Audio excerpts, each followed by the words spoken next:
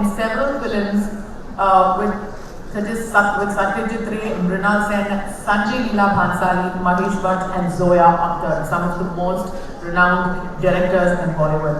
He is a very well-known television commentator and has about 4.8 million followers on Twitter. We have him with us today and he is going to deliver the keynote address. Put your hands together and let's welcome this absolutely amazing expert, Mr. Suhel Seth.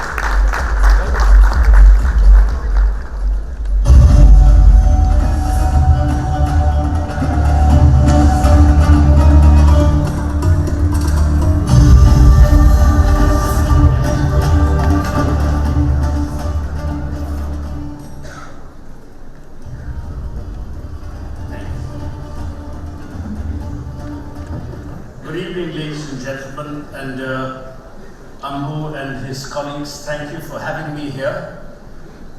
It's always been a delight to come back to Madras. I still call it Madras. We are old-fashioned and civilized, and we don't wear dark glasses and go to bed.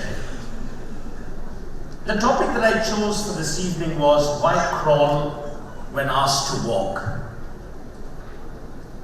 I want to take you through two parts in my talk today. One is a personal journey and my tryst with advertising, and why I believe advertising has allowed its preeminent position to be exasperated, to be extinguished at the altar of greed, competitiveness, and avarice.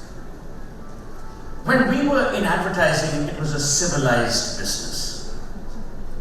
We treated clients like they deserved to be treated, equals.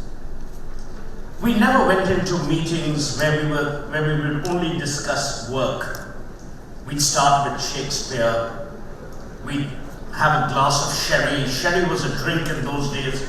It wasn't Navjot Singh Sidhu's pet name. We talked about life. We were unhurried. We didn't have to look at WhatsApp messages from the man or woman we were cheating on. We didn't have to worry about, mobile signals being lost. Those were very fine days of advertising. To my mind, advertising is not about creating advertising. It's about the passion with which you build brands.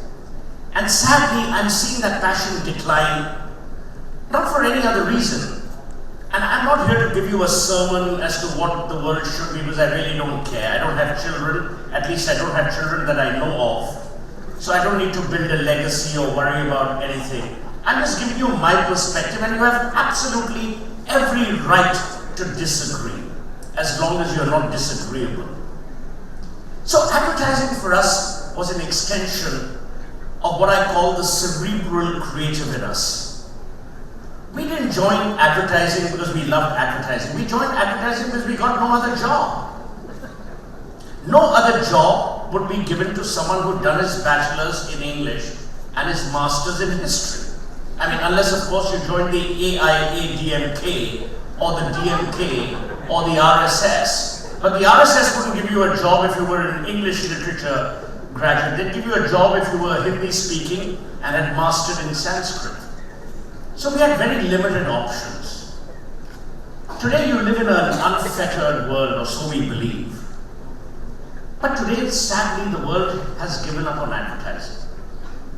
I advise chairmen and CEOs across the world, and at times they ask me to sit in on advertising meetings. And the first thing that the advertising CEO or the executive does is a very bad song that he breaks into, which would be the jingle of the advertising commercial. There's no emphasis on strategy. There's no conversation. It's almost as if you are an ATM of creativity where you plug and then you play. And that, to my mind, is the failing and the falling of advertising. This city gave India R.K. Swami and Mani Iyer. And when I talk about Mani Iyer, I'm not talking about Mani Shankar Iyer, who the world has given to Rahul Gandhi. But I talk about Mani Iyer, who was actually S.R. Iyer. I've never known what S or R stood for, because that would be a mouthful. But you had giants in advertising. You had people like Subhash Ghoshal, they were well read. I have many friends in advertising today who are CEOs. One of them is a lyricist pretending to be a censor board chief, pretending to be the vanguard of Padmavat. The other guy with a walrus mustache is changing the world with Hindi jingles, which by the way is fine. I have nothing to judge anyone on. But where is the civility in advertising gone? Where is the ability to talk to people, to converse? So I had my first job was in response under the venerable Ram Ray, who, if you haven't heard of, also began his career as the head of office of J. Walter Thompson in Madras. To my mind, there is no better advertising, more fertile mind than Ram Ray, because Ram Ray only spends 10% of his brain power on advertising. 90% is on scholarship, on reading, on watching cinema, world cinema. I'm not talking about watching Kamala Hassan or Rajnikant. God bless them too. But that's what life was. You had a Subhash Ghoshal who would talk to you about Dante, and it hasn't to be confused with Patanjali's new version of a dental toothpaste. You had him talking to you about Ray, about Khan, about Kafka. And my belief and my advice to young people in advertising today is reclaim your cerebral self. Don't sacrifice yourself to clients. And my advice to clients is, if you're hiring an advertising agency, they know advertising better than you do, or else you would have been in advertising and they'd be your clients. But the tragedy is, if you look around, clients have become dumber and dumber and dumber.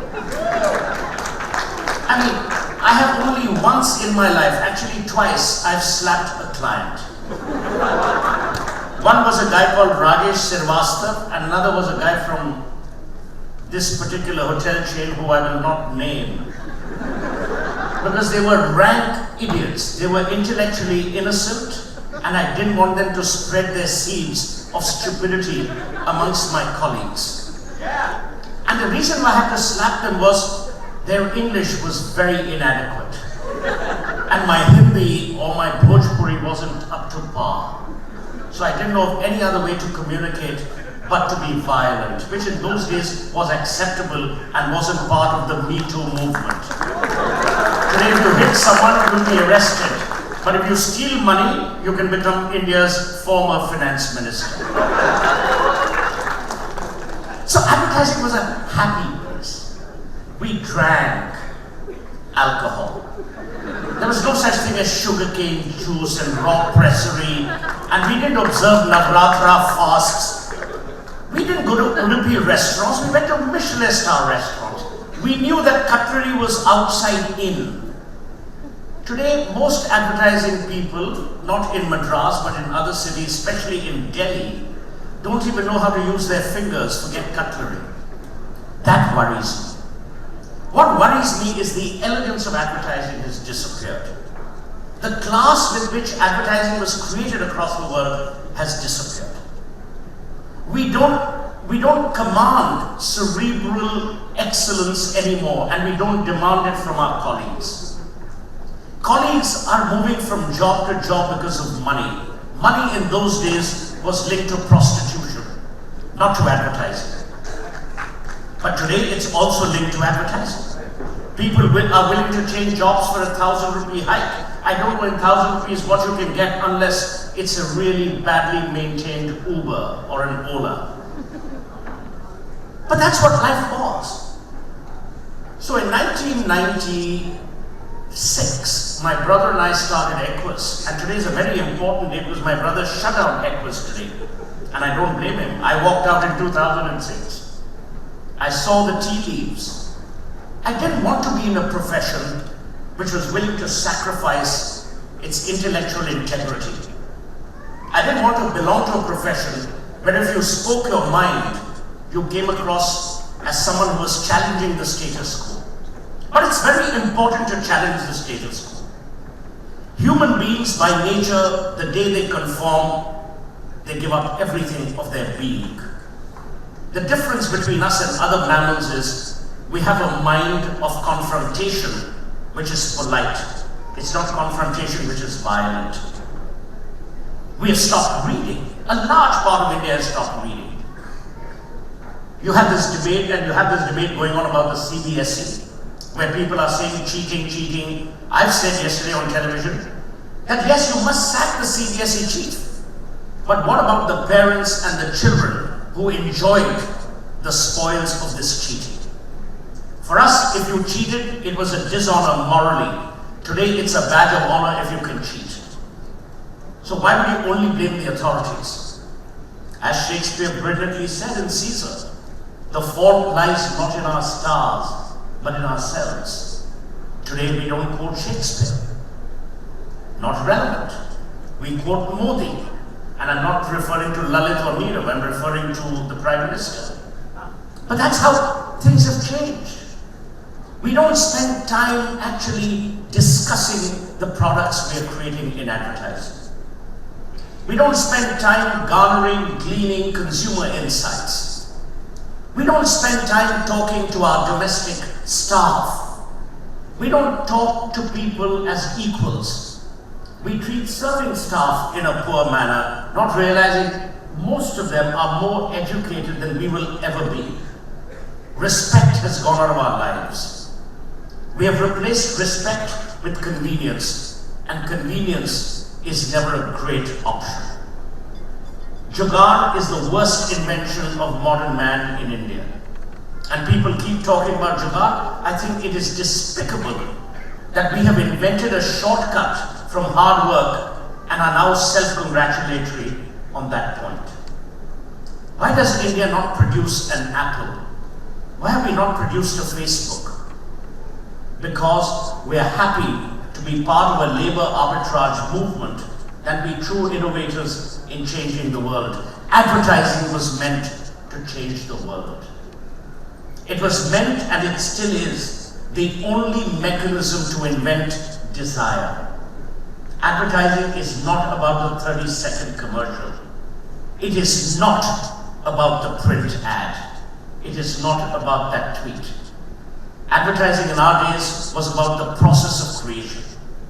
It was much like wooing a lady, with charm, with respect, with a handwritten note, with flowers which you could spray with a favorite perfume.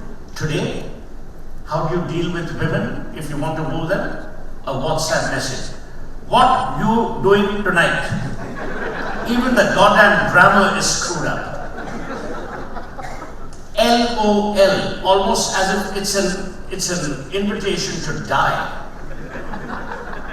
So when you lose the basis of culture, or the basics of wooing people, of charm, of elegance, it will show in the products you create. So in 2006, I decided I would leave advertising. I hated advertising. I loved the process, but I hated what the industry was doing to itself. The awards were fraudulent, the winners were the same, and the jury was almost as unintelligent as the people getting the awards. But that doesn't hold for the Advertising Club of Madras. I mean, I had to say this, otherwise these guys won't give me the car back to go back to the car. Even I know where my bread is buttered, or the lack of. In those days, we wouldn't hanker for awards. For us, the award at the Maddys was far more insignificant than the award of market share. Today, we've become an incestuous group. We parade awards. Everyone will come in a black shirt, black trousers, ill-fitting, with very ugly shoes, collect an award, and then pile them up in some really pitiful office and tell the world that we won this award. Who cares? It's like a ship in the night. It sails, but you don't see it. Awards is what has destroyed Indian advertising. I mean, I'm sorry to say this, but, you know, I'm not known for being diplomatic or politically correct. And I tell you why awards have destroyed it. Awards have created, to my mind, shortcuts for respect and recognition. There is no shortcut for respect and recognition. Respect and recognition cannot be insular, it cannot be from within, it cannot be emergent. It has to be from the outside. It has to be bestowed, but most importantly, it has to be earned. We've stopped earning our spurs largely in advertising in India. And we've stopped it on both sides. The clients justify the crap they buy by telling themselves, oh look, our agency has won 3 awards. The agency justifies the crap that they're selling by saying, but look, this ad won an award. The question is, did it win you customers? Did it win you enduring market share? Most importantly, did it satisfy your conscience? I'm a great believer, societies are not built on wealth. They are not built on infrastructure. Flyovers don't determine the fate of a country. Conscience does. Good citizenship does. Honorableness, honesty, they do. And I appeal to all of you, because you live in a city which is still cultured. Calcutta is cultured. Delhi lost its culture many, many years ago. Bombay is cultural when it wants to be. But Madras and Calcutta, being old cities, still have very deep moorings. They have moorings of respect, they have moorings of tradition. Where else would you have the music academy? Where else? So I'm saying, when you are in an environment which has such a glorious heritage, a city which has produced stalwarts in the profession that you belong to, why would you sacrifice that? Why would you be willing to barter that for a few sad pennies in a world which needs this change, and a change which is born out of honesty, a change which emerges from the cauldron of integrity, and a change which is purposeful and not manipulative and conniving? If you look at the country that we are creating, it's become that. It's a country of convenience, of conniving, of the shortcut, of abuse. Look at our political discourse. Our political discourse has vanished. Vanished in terms of civility. We never had name-calling in Parliament. We never had name-calling outside. And the reason why I share this in an advertising environment is, advertising is nothing but the sum and substance of the evolutionary process of any society. Advertising is the only reflector of our times, other than historians. If you look at an ad over the years, you can tell people the evolution that society went through from time immemorial. We've forgotten that. We've become disrespectful of history. Every successive government wants to rewrite history based on its political ideology, based on its manipulative voting patterns. I appeal to, therefore, young people like you, because the one thing that you have in advertising is the fertility of mind. Tagore brilliantly said, into that heaven of freedom. But the mind has to be unfettered. The mind has to be uncluttered. But the head has to always be held high. We somehow don't hold our heads high in this profession. Advertising is seen as the last recourse of the scoundrel, much like politics. But it's not. It is not the last refuge. And I'm saying the time has come for people who run advertising clubs, who run agencies, to reclaim that high ground of cerebral excellence.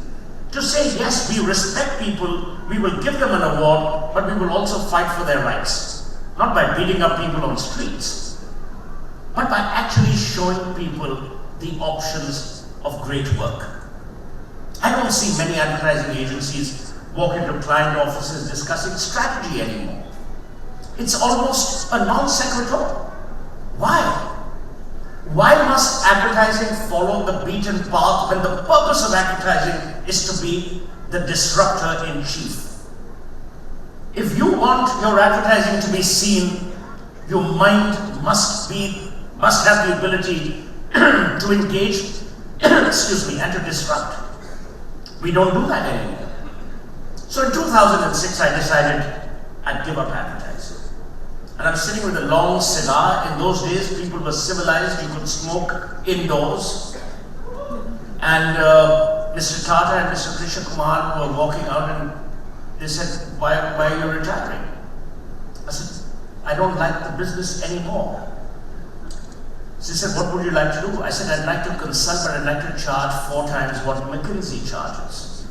And that's how I started Counselage. And I've seen that advertising was the profession. I had done advertising, done marketing, done finance. But advertising was the profession which allowed my mind to travel free and wide. I am who I am because of advertising. But advertising, sadly, has lost its course. And I don't mean to be dismissive, I don't mean to be cynical. I'm just telling you what I feel. People in the profession, some of the brightest minds, you can see how claustrophobic they are because of the environment we've created.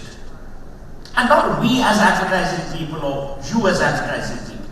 It's the entire marketing mix. It's the connivance of the media. It's the way media is being used. It's the lack of knowledge that we have on the tentacles of digital marketing. It's almost as if we are all in it to make a quick buck, but a quick buck gets you nowhere. There's a difference between money and wealth. We advertising people are meant to create wealth. Money is meant to be created by Karunanidhi. I didn't say that. Or Chidambaram. I can use all of them, but I hate all of them. The point I'm therefore making is that advertising still must retain, to my mind, and be the epitome of cerebral excellence which helps build brands and which helps build great brands.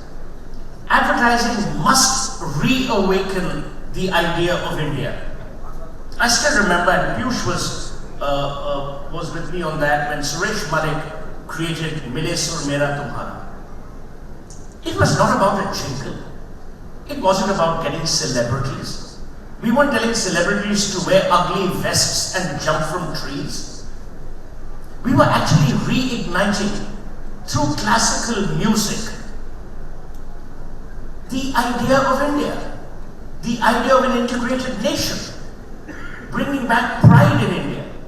Today you don't bring back pride in India by talking about Swachh Bharat and, have an ugly mechanized tiger, whatever the hell it is, which says Make in India. No, that's not the idea of India. Logos is not what advertising is about. Headlines is not what advertising is about. Advertising is the soul of human evolution. If we don't realize that, we are doing a great disservice to this outstanding profession that now you belong to. My belief is that there are only 2 ways forward. And you might think it's radical, but that's how it is. I don't think any one of us has the might, the clout, the wherewithal, the staying power to actually overhaul the imprint of advertising as we see it. But individually, we can become change agents. So next time your creative director tells an account managing guy, go sell the ad, tell him you're in advertising and not in insurance. The next time a creative director wants to present a film without a strategy, tell him he's not a filmmaker, but he's an advertising person. The lines have been blurred. The lines have been blurred because we are also looking, to my mind, for some kind of existential recognition which is almost at the tap of a button. We are not a microbrewery. This is a profession which uses the mind to navigate other minds to help them take coerced, concerned, important decisions to buy great brands. We're a profession that helps build brands. We are the oldest profession in the world because we told you where to look for her. So in that sense, you've got to understand the import of the profession you belong to. This is not a profession about selling a 30-second commercial. If that's what you want, then you're in the wrong venue. Mr. Senthil Kumar is celebrating his 10th wedding anniversary in the next banquet hall. You should go there. And you can do a jig, you can dance, and he will put a jasmine, whatever the hell it is, around your neck, and then you can go home and tell your mother you won an award at Maddys. But if you want to belong here to this room, you've got to understand that the responsibilities that come with advertising don't come with any other job. To my mind, advertising is the only profession in the world which can be influential, which can change habits, which can change mindsets, but can also be pernicious. Why would you want to be pernicious in a world which seeks solace? We have Trump going maniacal every day. I think before the next LPG cylinder bursts in Nangapakam, Trump will implode. But that's the reality of the world. We've replaced happiness with this rush towards achieving, I don't know what. No one knows. You observe people down the road walking, everyone is stressed. It's almost as they're carrying the burdens of the world on their really ugly shoulders. Everyone is upset, everyone is worried. So I would say to each one of you that this is a profession which needs to be celebrated. You must get drunk every evening in office. Like we used to. And anyone who tells you not to drink, quote Steve Martin, who said, never trust a person who doesn't drink because he has no one else to blame for his behavior the night before. You must have affairs in the office, not adulterous. You must enjoy what you do. Advertising is not a 9-to-5 job. Advertising is a passion. Advertising is experiential. Advertising is a way of life, much like Hinduism. It's an article of faith, but more importantly, it's an article of cerebral belief. It's about igniting minds, and I don't mean to quote Kalamsa, but it's actually about igniting minds. It's about inventing desire. It's about creating a platform for brands to succeed so that businesses succeed. Remember one thing, we belittle ourselves, we don't understand the import of the change that advertising brings about in a society. We build brands, those brands build businesses, those businesses provide employment, that employment generates hope. We are the rainmakers in any country. Don't belittle yourself in that value chain. You are the people who make businesses thrive, who enable businesses to be prosperous, who enable people to have a way of life that is dignified and that is not just esoteric, but elegant and well-deserved. Why do we belittle ourselves? Why do we follow a path of self-destruction? Why do we follow a path which allows us constantly for our self-esteem to be beaten and berated? Why? Why do we not read more often? Why do we not debate more often? Why do we not challenge the status quo more often? And I'm not talking about advertising, I'm talking about in life. Remember one thing, it only takes good people to remain quiet for evil to prosper. Edmund Burke, not me. It just takes silence. The complicity of silence is the most endangering element for any society. So my advice would be, the next time you're challenged cerebrally or otherwise, stand up and be counted. Regain the importance of the business that you belong to. Regain the high point of the passion that you bring to the businesses that you work in, no matter which department you might work in. And my final bit is this, Ambu gave me exactly 30 minutes. I know how people in Madras are. And my final point to you is, celebrate the job that you do. celebrate the business you are in, and celebrate the fact that you're in advertising, you could easily be with Sasikala in Bangalore. Thank you so much.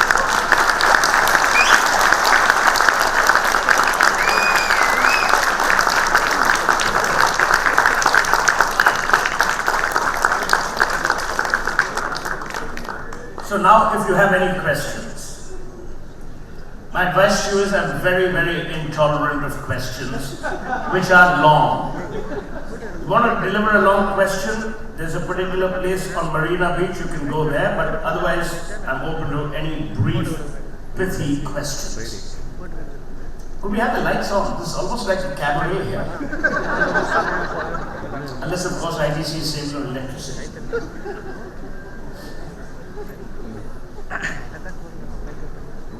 Even the lighting in Madras is pretty telling.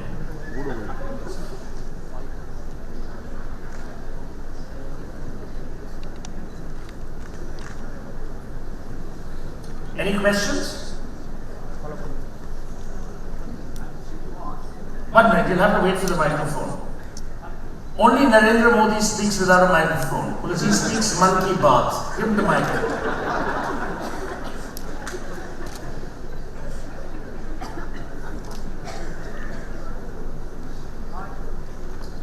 It also helps if you put it on and put it close to your mouth.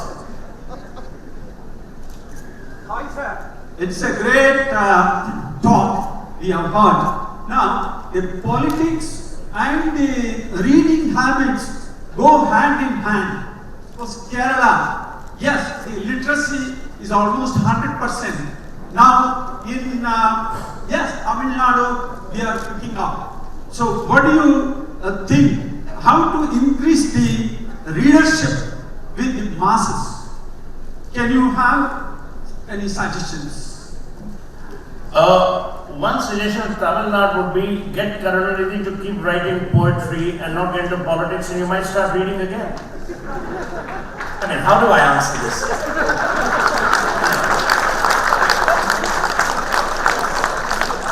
Thank God you didn't ask me about animal husbandry and what we could do with neutering, old cattle which is dying and whether we should squeeze their, what. I mean, why did you ask me a question about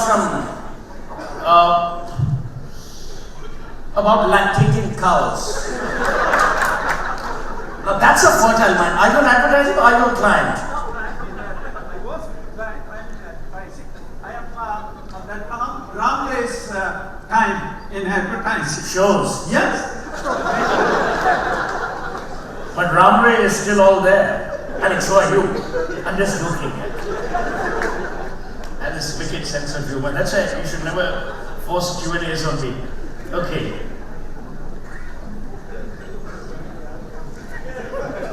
Yes, the lady there.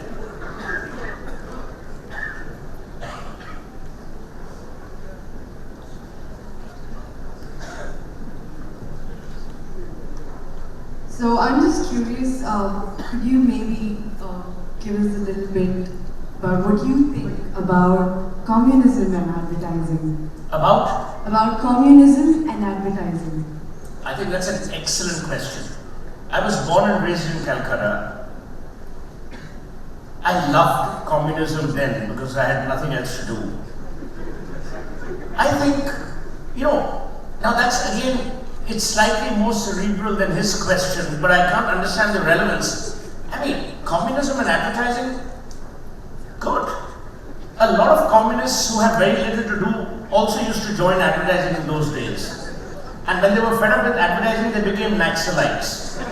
So it's a very evolved, progressive path. But sadly, I moved to Delhi and I could barely remain human in that environment, so I haven't yet discovered the correlation between communism and advertising. But over a non-communist drink, which is manufactured in America, we could talk. I mean, you could have easily asked me about the Fabian Society and George Bernard Shaw's links to the RSS. That would be an equally intelligent question. Yes.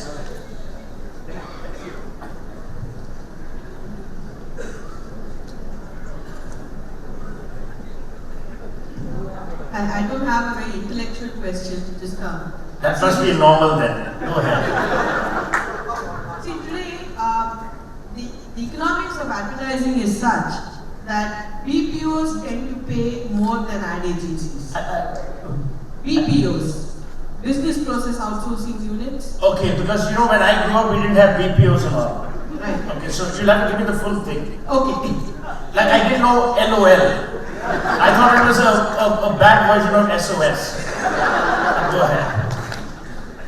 So, how do you have any suggestions for attracting interesting people to advertising?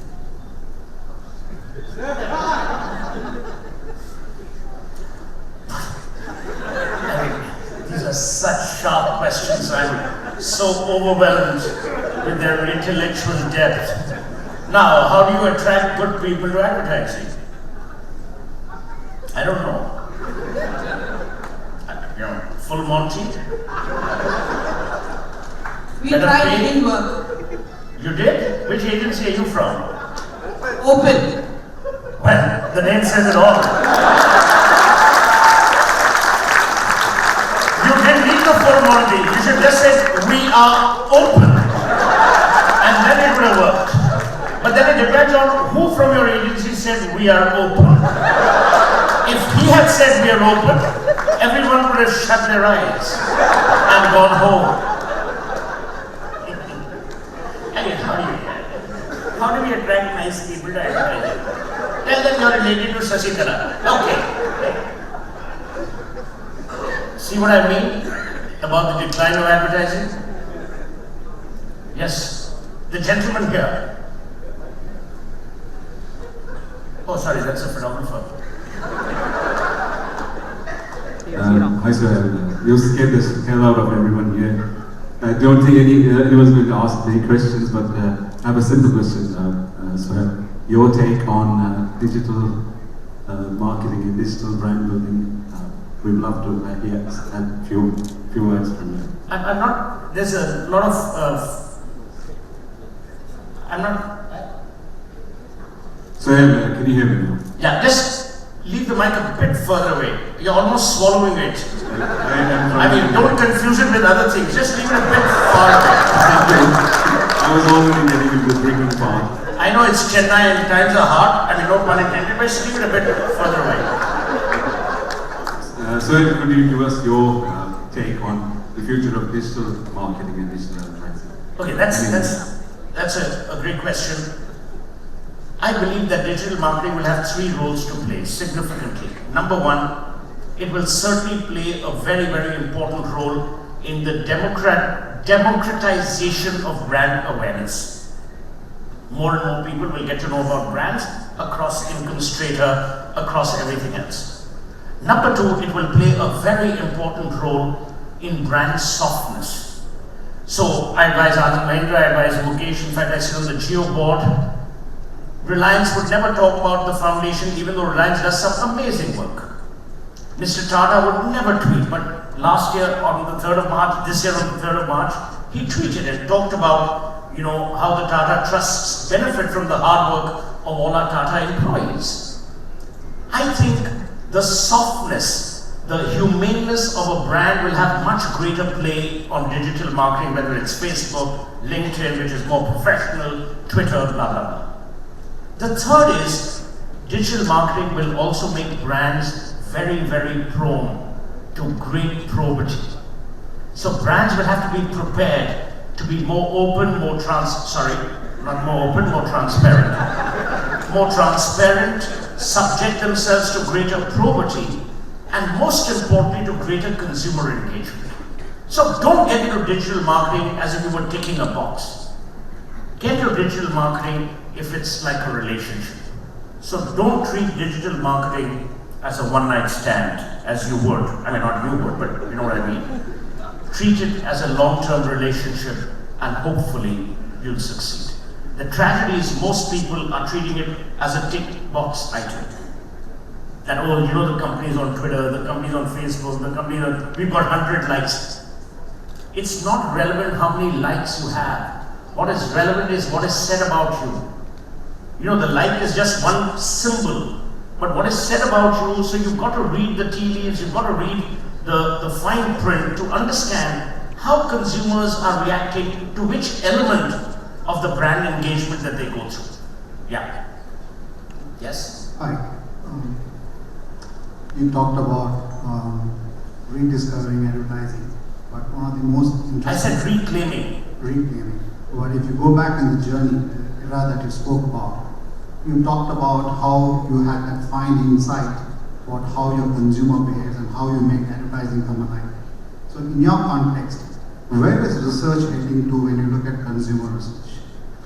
I think that's a very interesting question. There are two schools of thought about research. I've always erred on the side of caution, and I believe it's not wise to throw the baby out with the bathwater. Research is what research does. The inputs to the research agency are far more critical than the output that you get. B. When I was in advertising, I was in client servicing, I made it a point to attend every focus group. There were focus groups all over the country for certain brands, but I attended each one of them. And I did not care about the person from the research agency conducting the focus group because they had a particular angle and I was waiting, being from theatre, for silences, for pauses, for the half said, because that would give me greater insight into what people actually felt about either the problem, the solution, the brand, their engagement. So I believe research is very critical. We tend to belittle research, we tend to use research in a biased, in a manipulative way, which by the way is sad. I mean, if you don't respect research, don't use it. But if you use research, then don't just respect it, use it intelligently. That's all I have to say about research. Okay? Are we done? Perfect, thank you so much.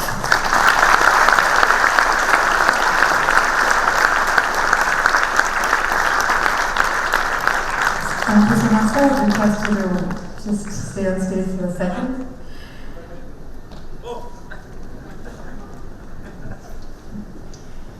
Yes, Mr. Suhel Seth, you have been an absolute pleasure to listen to because you're one of the very few speakers who speaks his mind, and you've been able to nudge audiences and enlighten audiences with your wit and satire and your very forthcoming and honest opinions. Put your hands together for none other than India's most admired master I request Mr. Suhel, the past president of Advertisers from Madras, to kindly honor him and hand over a dual mentor.